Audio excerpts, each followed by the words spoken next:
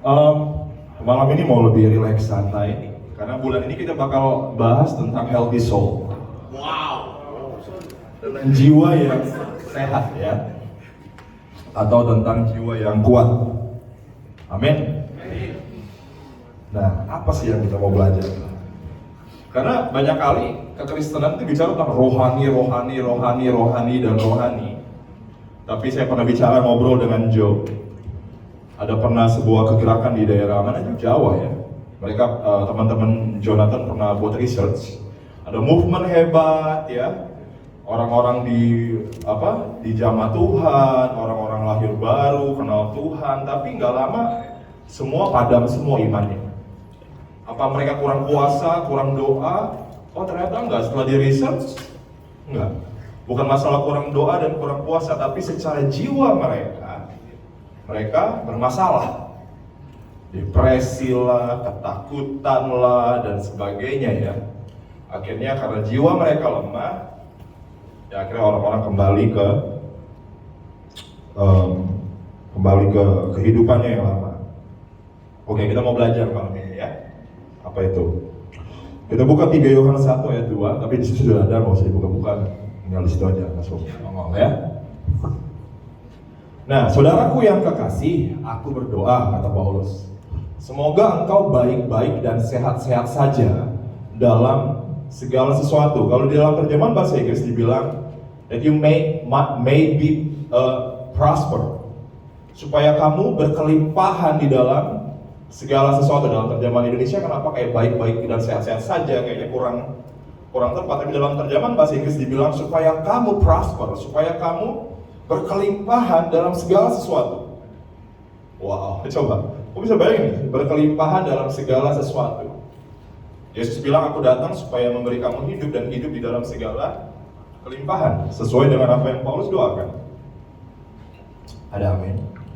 Apa sih kelimpahan dalam segala sesuatu? Let's talk about this. Apa itu tentang prosperity? Banyak orang berpikir prosperity atau kemakmuran atau kelimpahan bicara tentang Cien. Kalau orang Batak bilang hepeng, ya, ya kan? Money.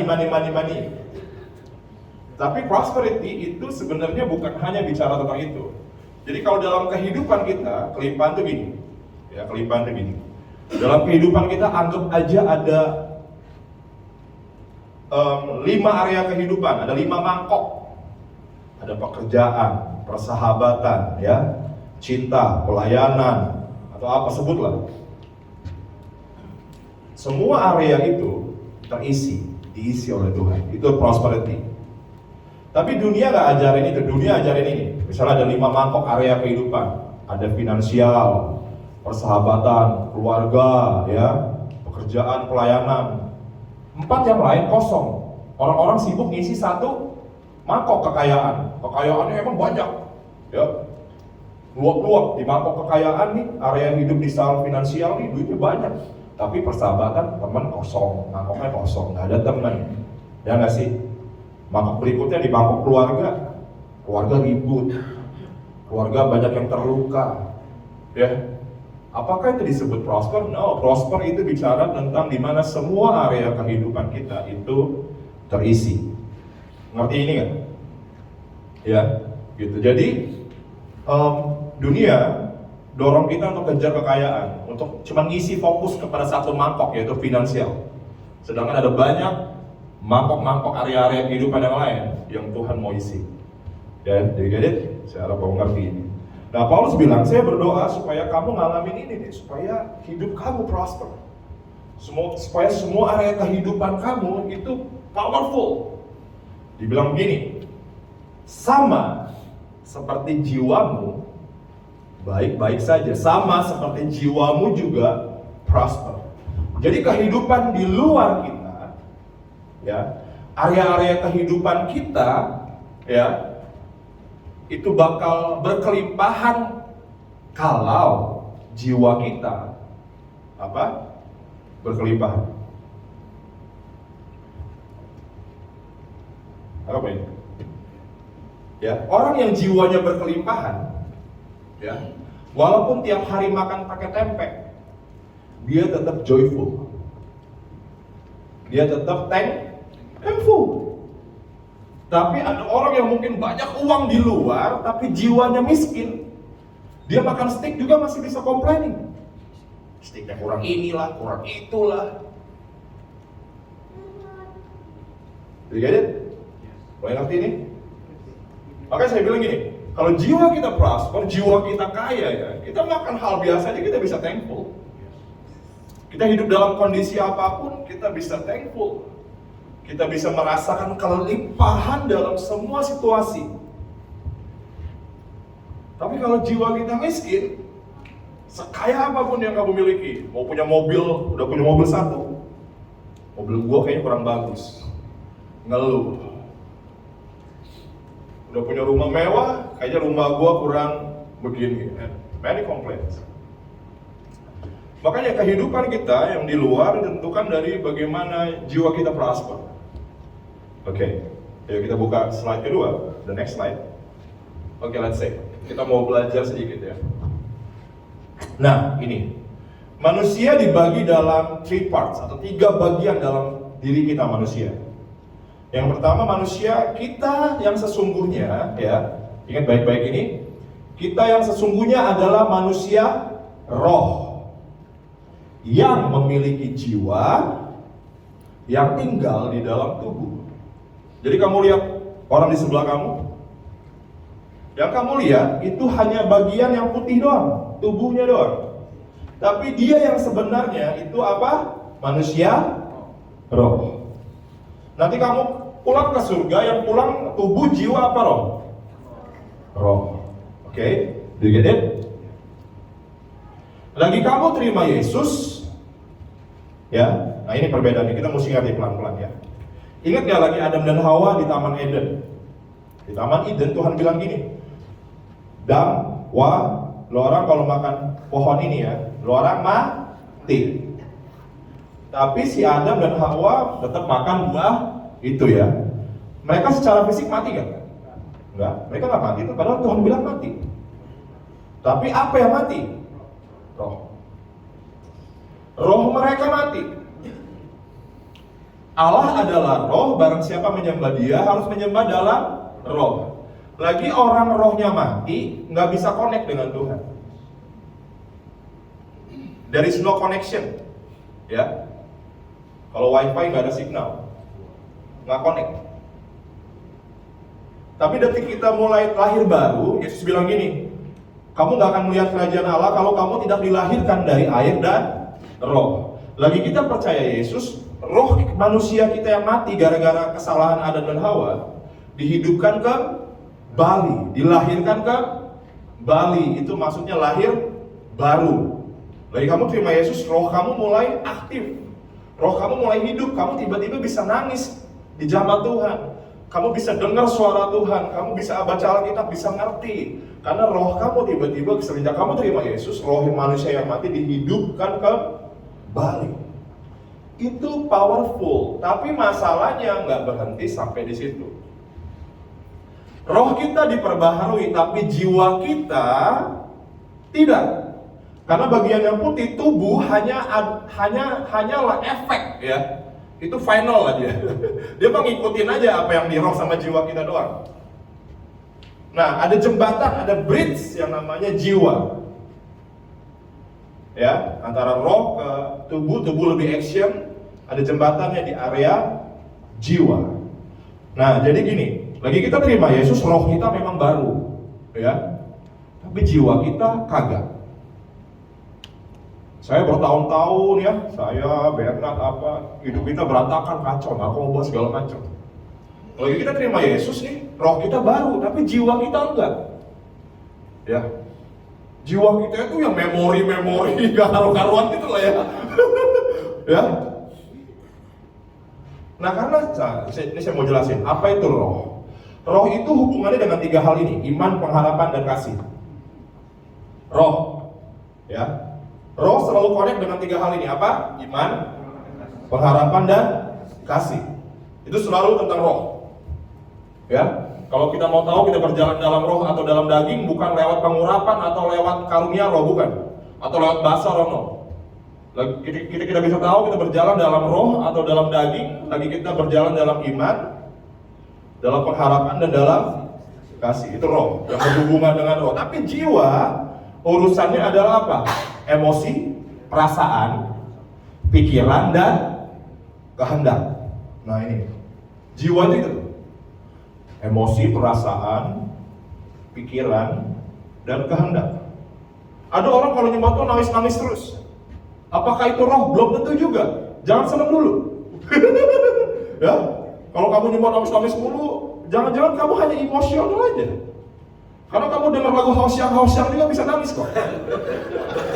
Hausyang.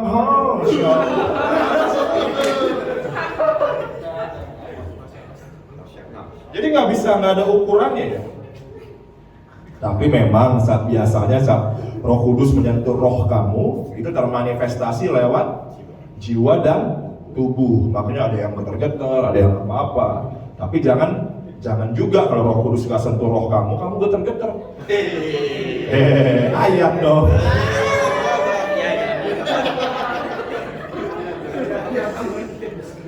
Ya, karena banyak orang kan kejar manifestasi ya.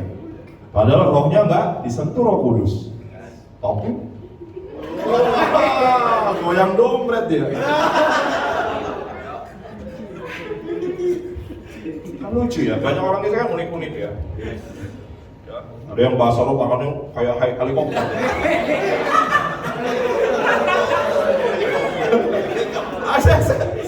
Saya sering nggak tuh orang bahasa tangannya kayak helikopter. Wow. Kayaknya Roh Kudus nggak kurang kerjaan juga ya buat tangan kayak helikopter. Ya nggak, cuman saya kritis. Jangan ikutin saya lumayan kritis ya.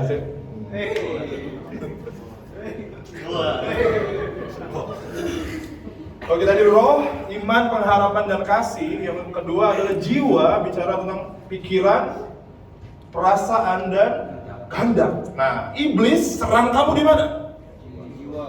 Iblis gak bisa sentuh roh kamu. Bahkan iblis gak bisa sentuh tubuh kamu. Kalau ada pengajaran yang bilang iblis bisa bikin kamu sakit, bisa bikin kamu mati, kamu giniin aja, lu aja. Hei, iblis gak bisa sentuh tubuh kamu. Karena tubuh kamu dibilang baik roh kudus. Tubuh kita ya, itu baik roh kudus. Setan ngoseng-ngoseng macam-macam. Ya, kalau ada yang bilang iblis bisa buat kamu sakit,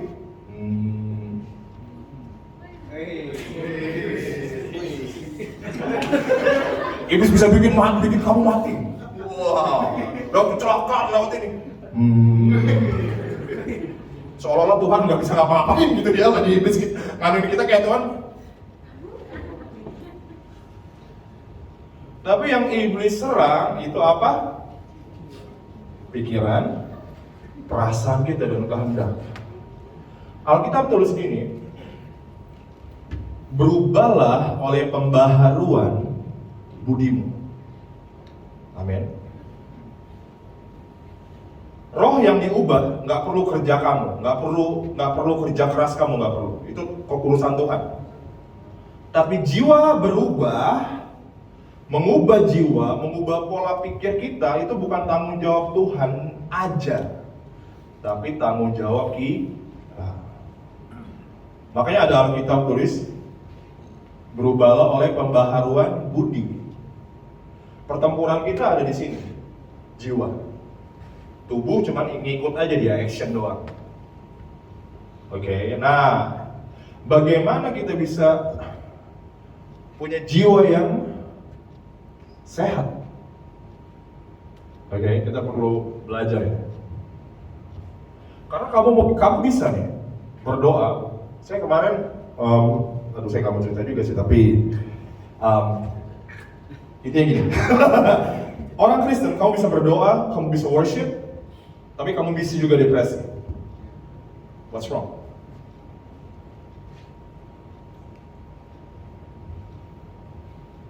Oh, dia berdoa sih, tapi dia depresi.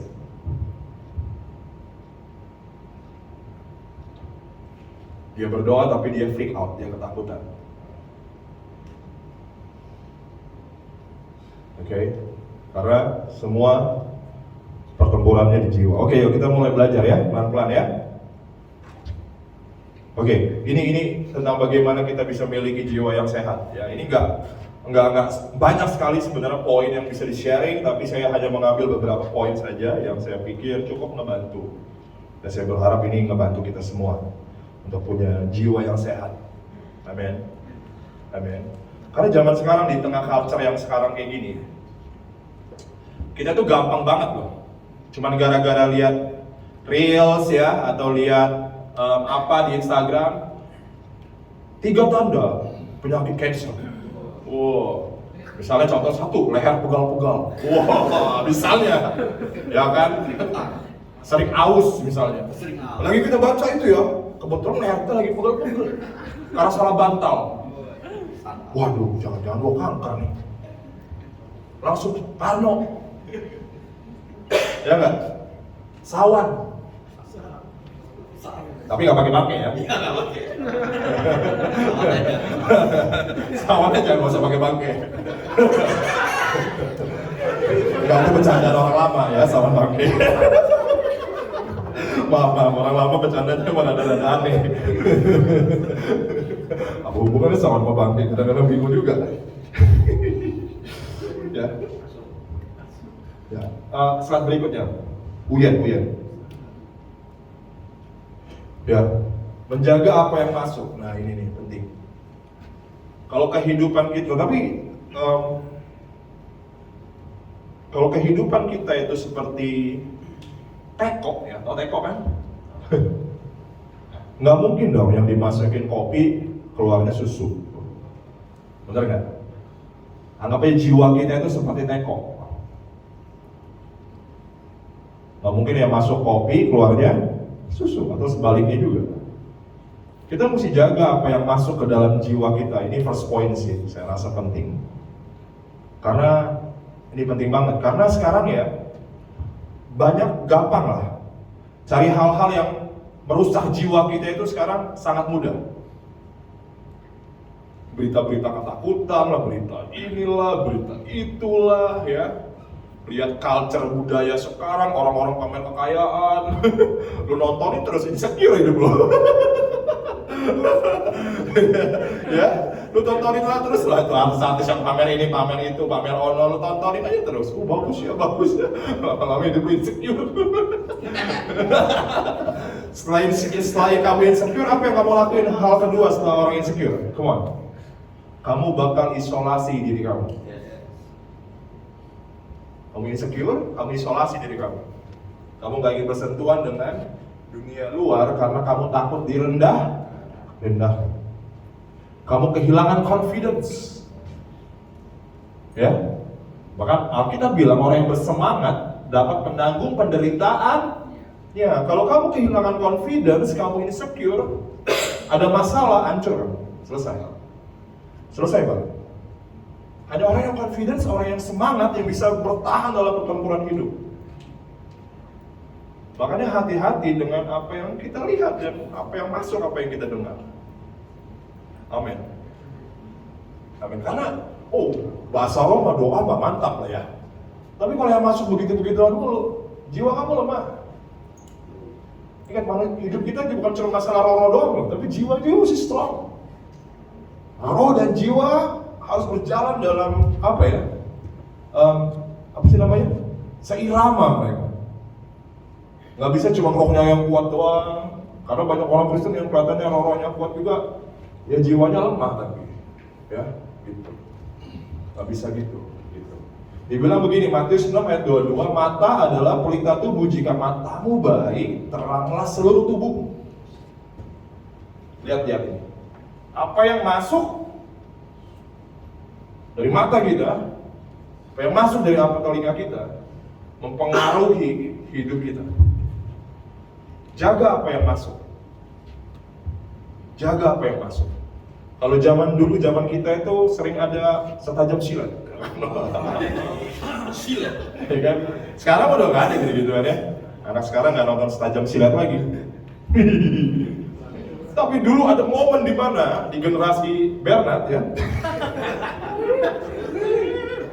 Semua berita, semua lagu dan berita, mungkin ada yang pernah ingat ini ya. Kayak semua lagu cinta Indonesia tentang perselingkuhan. Masa itu ya. Berita-berita di Stajam Silat juga bicara tentang perselingkuhan para artis. Lagu-lagu juga selingkuh juga. Wah, lagunya bila ya rasa salah. Semua katakan, jadi worship ya. Ya. Lagunya gitu-gitu semua. Ya. Lagu-lagu apa? Perselingkuhan. Lagi. Aduh. Nggak lama saya lihat kehidupan orang-orang juga. Banyak yang selingkuh juga. Wow. Dari yang pacaran sampai yang menikah, banyak yang selingkuh juga.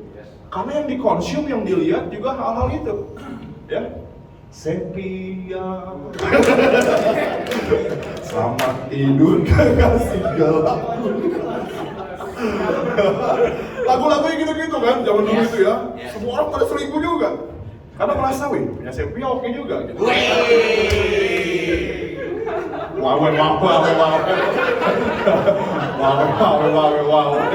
Jojot.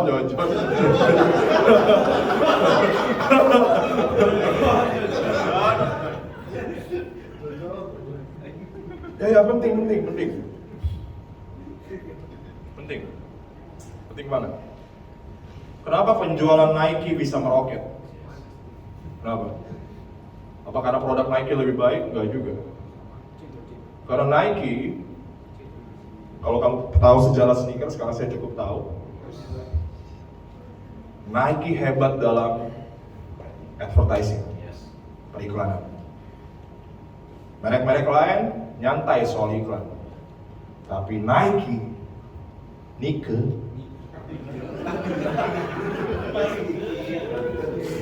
nggak pakai Ardila. Dia hebat banget dalam marketing. Akhirnya orang-orang pada beli. Saya ketipu loh dulu. Ada iklan Nike ya pakai sepatu namanya Nike Shop. Jadi kalau dia pakai sepatu tuh kelopatnya tinggi, dia terbang. Setelah saya beli,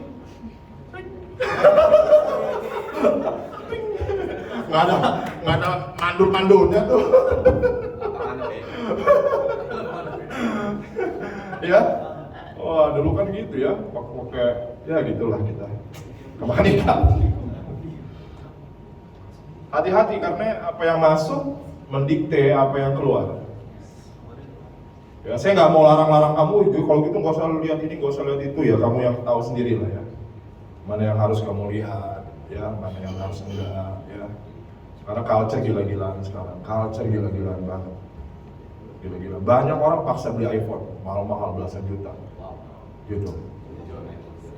Ada orang tua di rumah sengsara.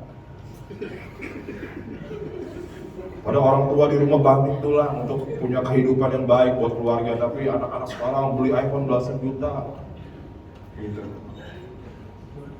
Karena lihat budaya ya, semua orang pakai iPhone. Wah kalau gua nggak pakai iPhone yang ada 4 biji itu tuh, atau 3 biji itu tuh, gua kayak gimana ya? Boba ya, si boba. No, kita nggak hidup dari itu, oke? Amin. Jangan biarin budaya, jangan biarin culture mendikte hidup kamu.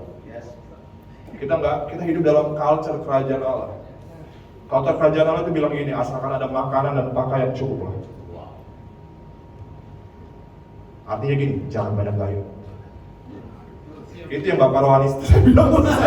Satu, jangan banyak gaya lu. Bapak Rohani saya bilang, jangan banyak gaya, udah lu jangan banyak gaya. Jangan banyak gaya. Iya, karena orang Kristen banyak gaya loh. Ya.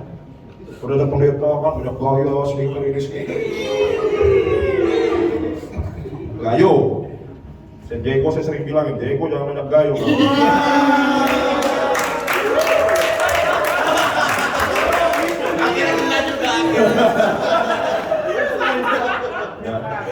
Enggak, saya bukan bilang kalian mesti jadi kumel-kumel juga.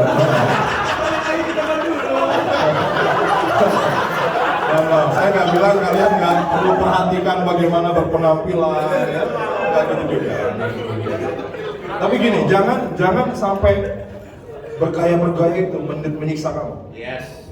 Jangan sampai ya, peleter bertubi-tubi, belum dibayar utang ya pinjol lagi, aduh, udah pinjol cari-cari orang lagi, aduh, bawa nama-nama teman lagi, aduh, sedih banget.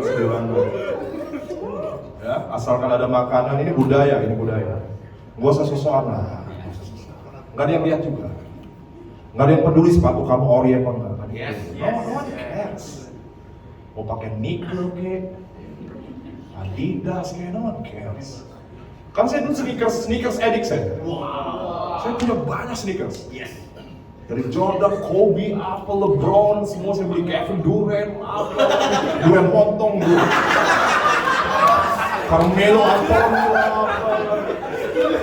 Adidas Superstar lah, Air Force One lah. Pada akhirnya, saya pikir-pikir nggak ada yang perhatiin gue juga. Nggak ada yang peduli juga gue pakai apa.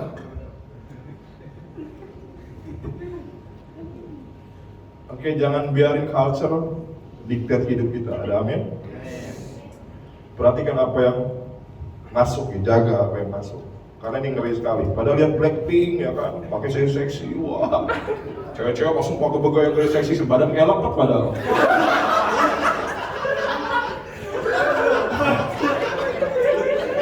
Nah, kalau Blackpink wajar kan dia.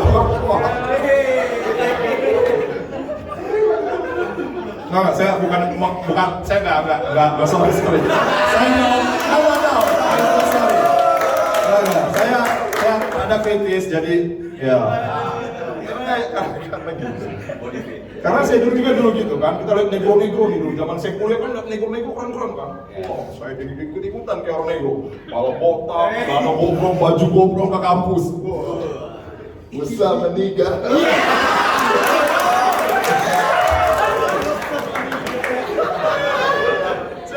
Banget lagi saya kuliah itu gaya gue udah kayak di Brooklyn.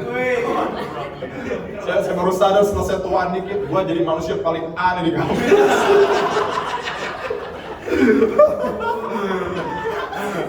Karena di era saya gayanya pada kayak Ariel Peter Pan semua kan. Celana ketat kan, rambut kayak kangen band kan. Saya sendiri hitam, malah botak, baju gombrong. Bisa meninggal. Saya inget-inget zaman saya di kuliah dulu ya. Ya ampun Santo. Negro kejemur.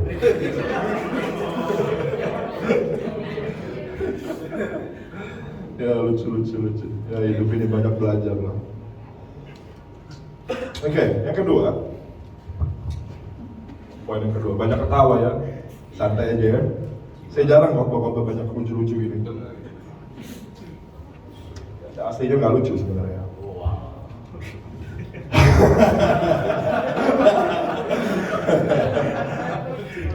Ini saya lucu kan demi kalian aja. Oke. Hidup karena percaya bukan melihat. Sebab hidup kami ini adalah hidup karena percaya bukan karena melihat. Ya. Iman ini hubungannya memang di roh. Tapi kalau kamu nggak izinin roh kamu mengendalikan jiwa kamu, bahaya. Manusia hidup dengan penuh kekhawatiran. Jadi survei mencatat gara-gara pandemi kemarin, ya, saya lupa sih angkanya, tapi kurang lebih 60% orang di dunia ini menderita yang namanya ketakutan akan kematian karena COVID. Ya, ada ketakutan banget semenjak itu orang-orang jadi perhatiin kesehatan mereka gara-gara COVID. Efeknya, efek dari COVID itu orang-orang lebih perhatikan mereka punya physical condition. Ya, orang-orang sekarang. Jadi ada sakit apa? Jangan-jangan ini. Jangan-jangan ini. Sakit apa dikit? Ke dokter. Sakit ini apa dikit? Ke dokter. Saya bukan mengajarkan para dokter. Bukan, ya. Tapi ada baiknya kalau kita sakit, lari ke Tuhan dulu. Ya, lari ke Tuhan dulu, jangan buru-buru, oh dokter A, dokter B, ya. Yesus adalah dokter segala dokter. Amin. Amin. Jangan datang ke saya juga, datang ke soto, gue sembuh, salah juga. Datang ke Tuhan. Ada amin. Dan generasi ini punya ketakutan menatap masa depan lebih besar dari generasi sebelumnya.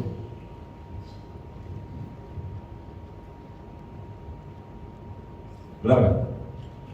Zaman dulu jarang ada orang yang bilang begini, ya kita nikah tapi saya nggak mau punya anak. Tapi zaman sekarang banyak orang banget, banyak pasangan mereka bilang gini, oke, kalau lu mau menikah sama gue tapi gue nggak mau punya anak. Bahkan banyak pasangan bilang, oke, kalau lu mau gue ayo tapi gue nggak mau nikah resmi. Ada ketakutan hebat yang menyerang banyak orang hari-hari ini. Ketakutan akan apa? Future, akan kondisi kesehatan dan sebagainya. Kamu bisa lihat itu dari banyak hal. Kita dikontrol fears. Nah, ketakutan ada di mana? Jiwa. Iman harus ambil alih sih. Jiwa bilang masa depan gak jelas, masa depan bisa begini, nanti kalau gue nikah, bini gue kabur, kalau gue ini, begini. Karena kita banyak, generasi kita itu udah, karena gini, generasi sebelumnya banyak yang hancur. Ya. Banyak perceraian, banyak ini, perselingkuhan dan sebagainya. Generasi kamu itu udah melihat itu semua tuh.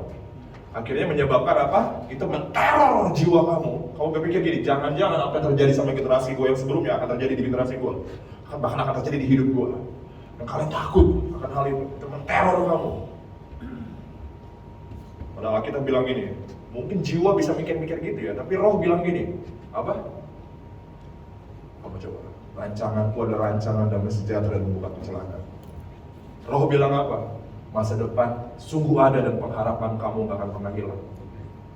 Itu yang roh bilang. Kamu mesti dengar tentang, kamu mesti lebih dengar iman kamu daripada dunia ini, daripada apa yang terjadi dari semua yang menteror generasi sebelumnya. Kamu harus lebih percaya dengan apa yang Alkitab tulis dari apa yang dunia katakan. Ya apalagi perempuan-perempuan nih, dengar-dengar dari cici-cicinya, dengar-dengar dari orang kantor, nikah begini, nikah hancur, nikah itu neraka. Cewek-cewek jadi ngeri juga gue nikahin laki-laki gue begini begitu, mungkin cowok-cowok juga dengar-dengar juga tentang pernikahan hancur dan sebagainya. Orang-orang akhirnya dikuasai ketakutan dan akhirnya hidupnya didikte oleh ketakutan. Amin. Tapi Alkitab terus gini, orang benar apa? Hidup karena percaya, bukan karena melihat semua situasi. Situasi semua ini gak menentukan hidup kamu, katakan amin. Hancurnya dunia ini gak ada hubungannya dengan rencana Allah dalam hidup kamu.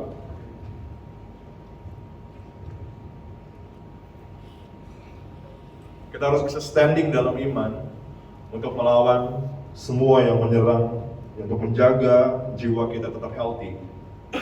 Kalau kita nggak berjalan dalam iman, kita akan berjalan dalam ketakutan. Oke, yang poin berikutnya, our circle matters. Nah ini, siapa bergaul dengan orang bijak menjadi bijak, tapi barang siapa berteman dengan orang bebal menjadi malang. Kamu benar-benar harus, kamu tahu kalau kehidupan ini kayak rumah, anggapnya kehidupan kita ini rumah ya. Rumah itu ada pekarangan, benar nggak? Ada ruang tamu, benar kan? Ada kamar. Nggak semua orang yang ada dalam hidup kamu boleh masuk kamar. Ada orang-orang tertentu yang hanya boleh berhenti di pekarangan. Kamu ngerti ini? Kamu ngerti ini? Ada orang-orang tertentu yang hanya bisa kita bawa sampai ruang tamu. Ya. Tapi kita belum tentu bisa bawa mereka masuk ke ruang privasi kita. Kenapa? Karena kalau kamu bawa orang toksik masuk terlalu dalam kehidupan kamu, kalau kita bilang apa? Siapa yang bergaul dengan orang bebal, malang hidupnya. Orang toksik kamu bawa masuk dalam kehidupan kamu akan merusak kamu dari dalam. Tapi siapa yang bergaul dengan orang bijak menjadi bijak. Our circle sangat penting dalam menjaga jiwa kita tetap sehat. Kalau kamu punya teman yang ngomongin orang lain di depan kamu, dia juga pasti ngomongin kamu di depan orang lain. Sekali lagi saya bilang, kalau kamu punya teman, ya circle kamu, dia ngomongin kejelekan orang lain di depan kamu, dia juga pasti ngomongin kejelekan kamu di depan orang lain. Amin. Penting banget jaga circle. Penting banget untuk nggak izinin orang-orang tertentu merusak jiwa kita. Karena semua orang punya gaya hidup ya. Semua orang punya gaya hidup. Apalagi kalian masih muda. Kalau kamu salah bawa orang masuk dalam kehidupan kamu, gaya hidupnya kacau, pasti kamu juga ikut-ikutan. Sesederhana itu doang. Pokoknya penting buat kita untuk jaga circle kita, untuk jiwa kita tetap kuat. Untuk jaga cara pandang kita tetap oke. Ya. Karena penting. Kamu juga kalau mau cerita sama orang jangan sembarangan. Wah, saya mau minta pendapat si A, si B. Kalau kamu salah orang, kamu akan salah direction. Pastikan orang-orang di mana kamu punya circle sangat baik. Kalau kamu bermain dengan orang-orang yang hidupnya hedonisme, tahu hedonisme? Ya ada kan orang-orang yang gitu ya, kumpul, pamer-pamer apa? Pamer-pamer apalah ya. Pamer ini, pamer itu. Kalau kamu hidup dalam circle yang seperti itu, hidup kamu akan didirect seperti itu loh. Ngerti nggak? Maksud saya, jiwa kamu akan tanpa sadar akan terus cari-cari itu terus.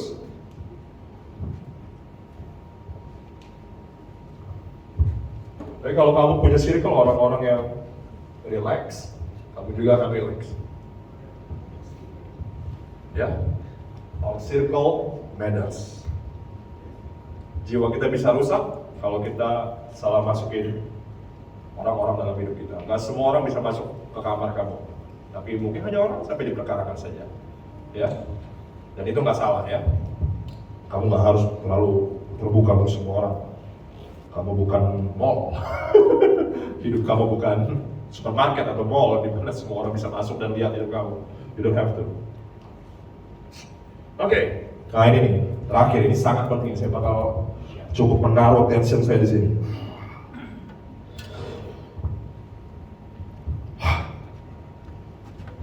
Are you ready? Banyak orang yang depresi. Saya bertemu dengan orang, saya dengar kisah orang-orang yang bangun tidur, mereka bisa nangis, ketakutan, freak out, nggak jelas, depresi, dihantui masa lalu, dihantui kesalahan-kesalahan masa lalu dan sebagainya. It's crazy. Banyak orang yang depresi tentang keadaan keluarganya, depresi tentang hal-hal yang nggak harus mereka depresi, tapi mereka depresi. They are depressed, nangis. Mungkin kalau di depan orang-orang mereka menjadi orang yang cheerful, tapi di rumah mereka broken. Dan mereka nggak ngerti, mereka udah berdoa ya, mereka sudah, bahkan ada orang-orang yang saya tahu datang ke psikiater. Ya karena saya tahu, saya ngobrol juga dengan orang-orang yang ahli jiwa, mereka bilang orang-orang yang depresi memiliki kerusakan pada otak. Yang psikiater bilang kamu harus minum obat. Saya kenal orang yang takut banget sama kematian, sampai dia harus ke psikiater dan dia harus minum obat konsium terus supaya ketakutan dia nggak hilang, cuman rada turun aja. Karena lagi ketakutan, kecemasan akan kematian itu muncul, dia sampai nggak bisa tidur. Dia mesti konsum obat, orang-orang gila-gilaan men. Saya nggak tahu kamu ada yang depresi nggak di sini. Mungkin kamu udah berdoa, kamu nggak bisa menang juga lawan depresi. Kamu tahu nggak sih, biaya sekali kamu, wah saya baru tahu ya, konseling dengan psikiater, itu sekali konseling dalam beberapa sesi, itu kamu bisa bayar 10 juta ke atas. Dan orang-orang yang ke psikiater, level depresi mereka, paling cuma turun 2 stage, paling hebat. Karena depresi punya level. Oke? Sehebat-hebatnya psikiatris, dia hanya bisa turunkan level depresi kamu sampai 2 level doang. Karena saya pernah sharing ini dengan orang-orang itu, dengan orang yang urusannya sama kejiwaan. Jadi kalau psikiater hanya bisa turunin level stres kamu 2 level, nggak ada harapan buat humanity. Itu hanya menunjukkan manusia nggak bisa sembuhkan manusia. Hanya Tuhan yang bisa. Hanya Tuhan yang bisa turunin level depresi kita dari 5 jadi 0. Tapi saya nggak bilang kamu nggak perlu ke psikiater juga. Kalau kamu ngalamin depresi yang parah, mungkin kamu perlu konseling ya. Dan it's okay untuk pergi ke psikiater. Kamu nggak berdosa. Tapi Daud juga bertempur dalam ini. Daud bertempur dalam kecemasan. Gimana enggak? 17 tahun dikejar-kejar orang mau dibunuh Saul yang kejar-kejar dia. Ya, orang kalau nggak depresi hebat loh. Dia nyumput di gua Adulam, dikerumunin sama orang-orang punya banyak utang. Bisa gila Daud bahkan pernah pura-pura gila dia. Daud adalah orang paling depresi mungkin di Alkitab. Hei, depresi bukan hal main-main. Ya. Tapi bagaimana Daud bertempur? Coba lihat. Ingat, kamu mesti ngerti pondasi. Daud bilang gini, kembalilah tenang. Dia berkata kepada jiwanya, kembalilah tenang hai jiwaku, sebab Tuhan telah berbuat baik kepadamu. Kenapa Daud ngomong sama jiwanya? Karena kita sesungguhnya adalah manusia roh. Jiwa kamu bukan kamu. Apa yang kamu rasa, apa yang kamu pikir, belum tentu kamu. Kamu adalah manusia roh kamu. Apa yang kamu pikir, apa yang kamu feel, rasa belum tentu itu kamu.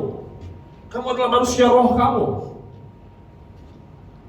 Kita tahu kebenaran bilang, barang siapa ada yang berdosa, dia datang ke Tuhan, dia diampuni. Tapi kenapa masih merasa bersalah? Secara roh sudah diampuni, tapi jiwa kita merasakan apa? Tuduhan.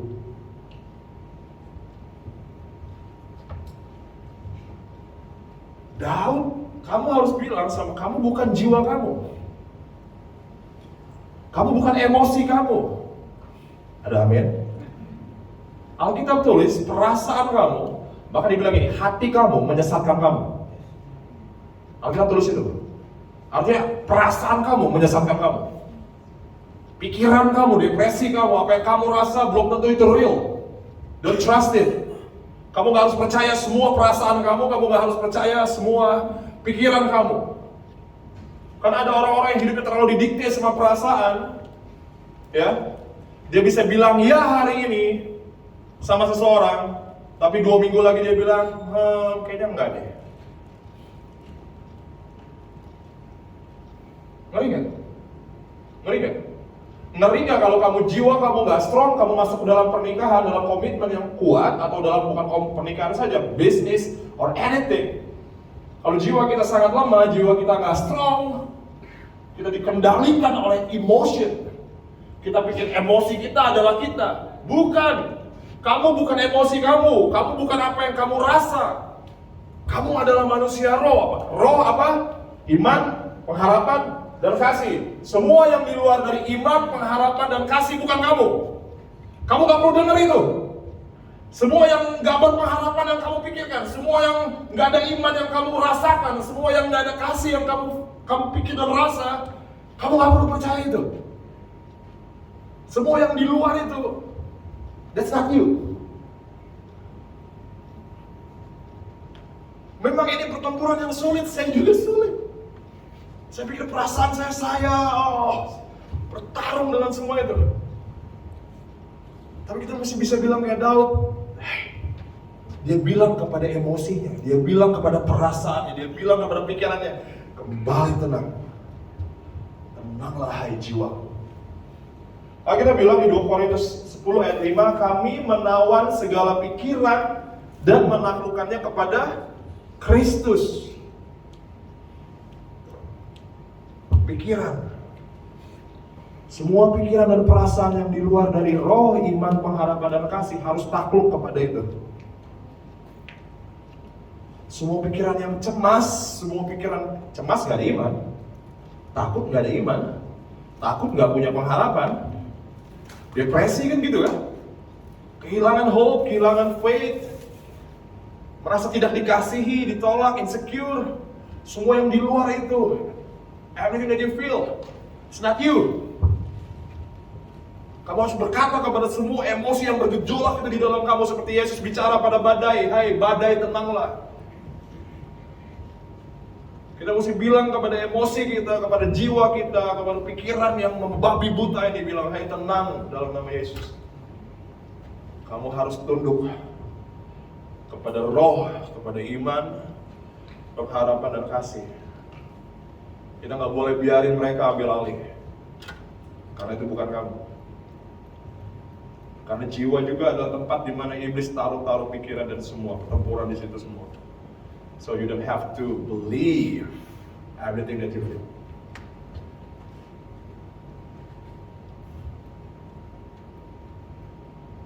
Ada amin? Amin. Ngeri banget. Karena hati kita deceitful, hati kita menyesatkan sekali.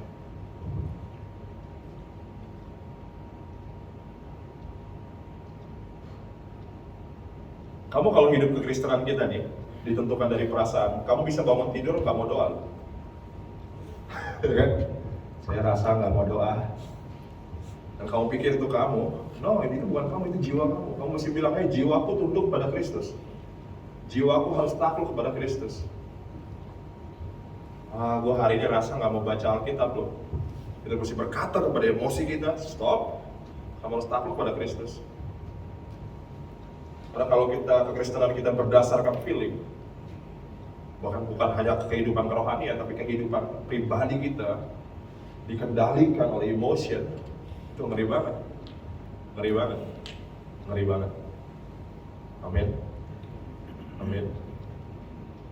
Amin. Ayo terakhir yuk, slide terakhir. Jadi akhirnya, ini terakhir ya. Saudara-saudara, semua yang benar, semua yang mulia, semua yang adil, semua yang suci, semua yang manis, semua yang sedap nah, orang depresi gak mikirin yang sedap-sedap didengar ya. Semua yang disebut kebajikan dan patut dipuji, pikirkanlah semua itu. Kemarin saya ngisi Zoom di Muda Indonesia. Ada satu pertanyaan bilang begini, Kak Santo, kalau mau doain orang sakit nih, kita seringkali punya pikiran gini nih, yang bikin kita gak jadi doain orang sakit. Gimana ya kalau orangnya kita doain gak sembuh? Apalagi penyakitnya bukan batuk pilek ya. Penyakitnya tumor gitu. Kalau batuk pilek nggak pusing. Gimana ya kita bisa melawan pergumulan di dalam kita? Lagi kita mau berdoa orang, biasanya kita punya pikiran, gimana ya kalau nggak sembuh? Saya bilang balik ke dia cuma sederhana ini. Gimana kalau sembuh? Ya. Karena mereka berpikir gimana ya kalau nggak sembuh? Kenapa nggak berpikir gimana kalau sembuh? Amin. Bayangin dulu, jangan bayangin gimana kalau nggak sembuh. Bayangin dulu gimana kalau ini dia sembuh ya. Keluarganya bisa kenal Yesus.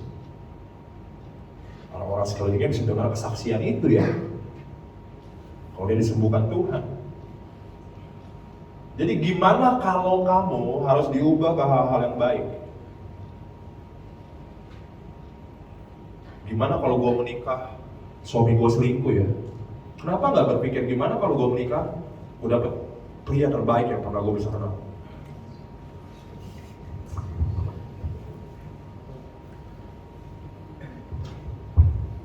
Ya nggak amin ya?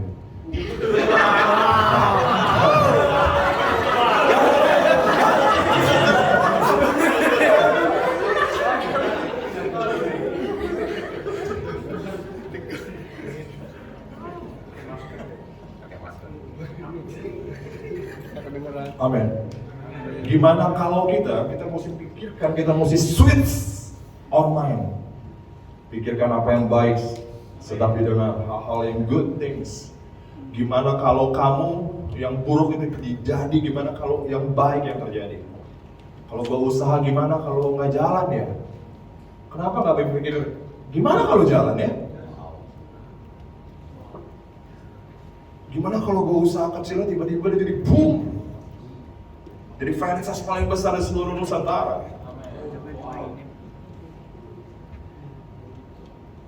Gak ada yang gak mungkin. Lagi, when you limit yourself, you limit God. Lagi kita batasi diri kita batasi Tuhan. Kenapa? Karena Tuhan tinggal di dalam kita.